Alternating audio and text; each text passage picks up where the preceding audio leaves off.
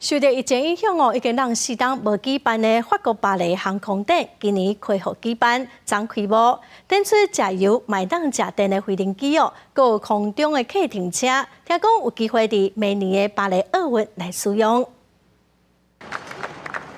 由法国研发的油电混合动力飞行机卡西欧330，在今年的巴黎航空展出现，马上成为大家注意的焦点。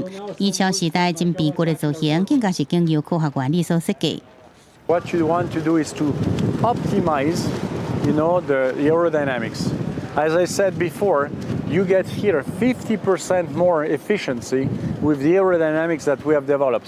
由法国的 Vol Aero 公司得到法国政府集合大约1亿9千万台票经费，研发3款油电混合动力飞行机。这摆伫巴黎航空展出现的是头一款，4人也是5人座的卡西欧330，配备330千瓦的混合动力系统，也搭配由日本传奇公司研发的直列四缸 engine。 出行起飞顺航，降落拢使用电子动力模式。在混合动力模式之下，四缸 engine 能代替电池充电加电力系统各种时的备用动力。预计2023年底进行首航，其他2款也就小在2024年第2季首飞。 They've made good progress. This is not a completely real airplane, but it's a half real airplane, and it will be a real airplane by the end of the year, which is pretty good progress. 卡西欧系列的飞行机未来会对商业科学营运，也有私人企业、物流业甲医疗保机等用途。另外，法国总统马克宏进前伫巴黎航空展也宣布，法国会投入将近70亿台票，研发航空业环保有效燃料，减少对地球气候伤害。